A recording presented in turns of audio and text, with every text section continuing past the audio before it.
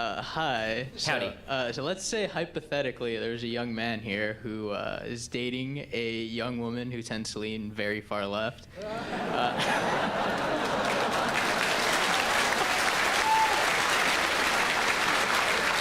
So, sorry, before you go any further, is she present right now? No, she is not. Okay, good, so I can be honest. All right.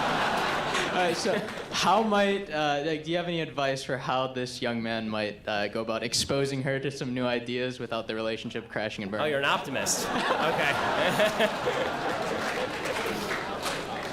So, you, my friend, are making a very large mistake.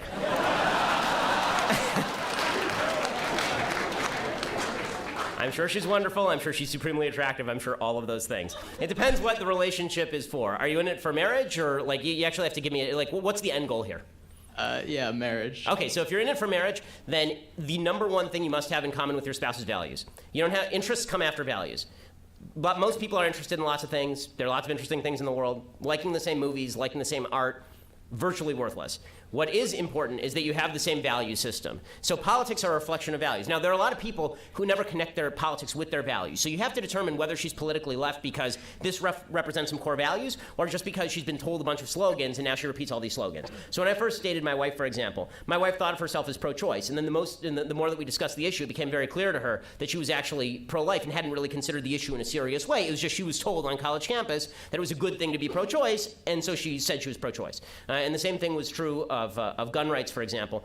She didn't know anything about guns. She'd been told guns were bad, and then when I explained gun rights to her, and when it turned out that her father was a member of the military, then she shifted a little bit. Politics is the tip of the iceberg. The question is whether your girlfriend's politics, or this unnamed person's girlfriend's politics,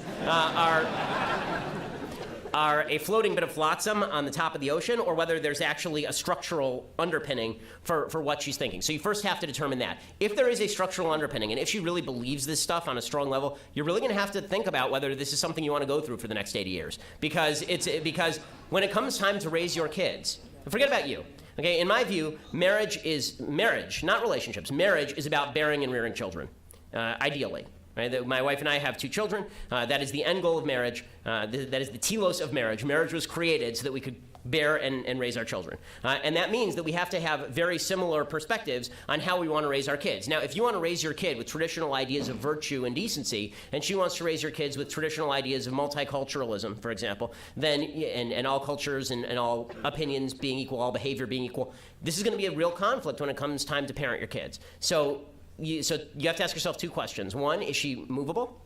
And 2, if she's not movable, what is your end goal here? Because there's lots of fun to be had in life, but when it comes time for marriage, marriage is, as all the married people in the room know, marriage is not the time for fun. Marriage is when it comes time for marriage. Not totally true. I love my wife and we have a great marriage, but see, I know she's watching. But when it comes time for marriage, it is deeply important that you put values before all of the other ancillary things. If you have values in common, your marriage can outlast anything. If you don't have values in common, then the first break and the thing's over.